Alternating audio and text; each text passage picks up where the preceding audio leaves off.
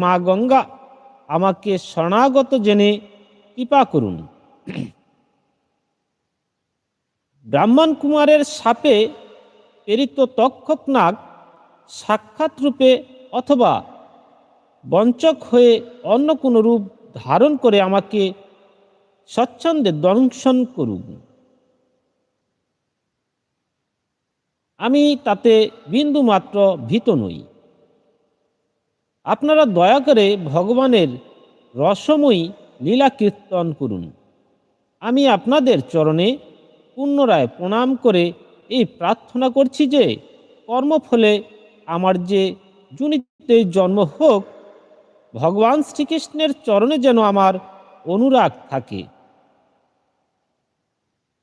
তার চরণাশ্রিত মহাত্মাদের প্রতি যেন আমার যেন সখ্য ভাব থাকে।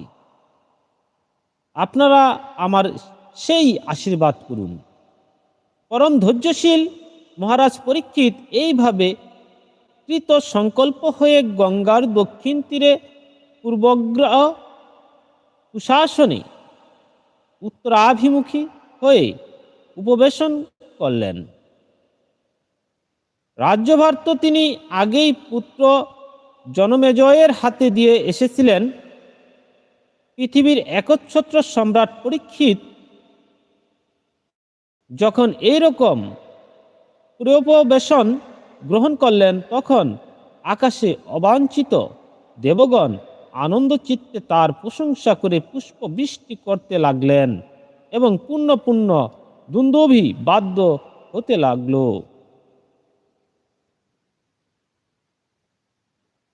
সেখানে উপস্থিত সব মহর্ষিগণই পরীক্ষিতের সংকল্পের প্রশংসা করলেন এবং সাধু সাধু বলতে বলতে সম্মানিত জানালেন।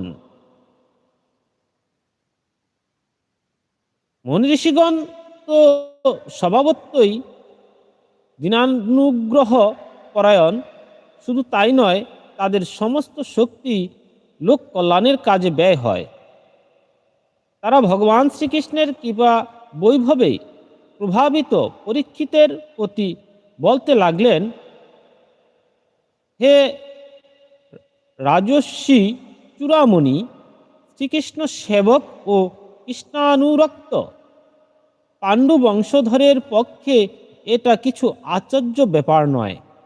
কারণ ভগবানের সান্নিধ্য লাভ করার জন্য আপনারা কোটি কোটি নরপতি বন্দিত রাজসিংহাসন এক মুহূর্তে তৃণবৎ পরিত্যাগ করেছেন।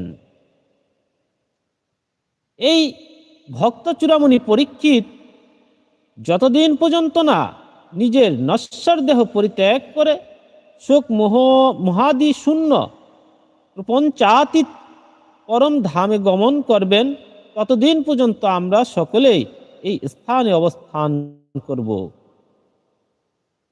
ঋষিদের এই মধুর গম্ভীর ভাবযুক্ত সত্য ও পক্ষপাতশূন্য বাক্য শ্রবণ করে মহারাজ পরীক্ষিত সেই সমাহিত যোগী ও ঋষিদের অভিনন্দন করে প্রণামপূর্বক মনোহর কৃষ্ণলীলা শ্রবণের ইচ্ছা প্রার্থনা জানালেন।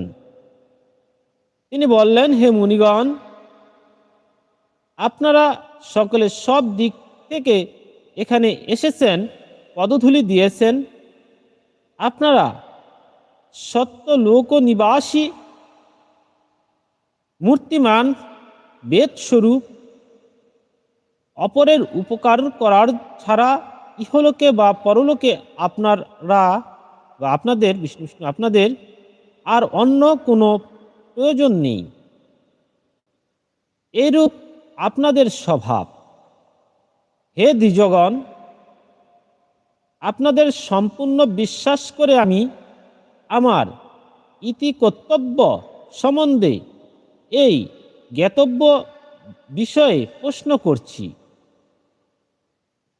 আপনারা সকলেই বিদ্বান, নিজেদের মধ্যে বিচার করে আমাকে বলুন যে সকলের পক্ষে সকল অবস্থায়, বিশেষত আসন্ন মৃত্যু পথযাত্রী মানুষের পক্ষে কায়মনে করণীয় নির্দোষ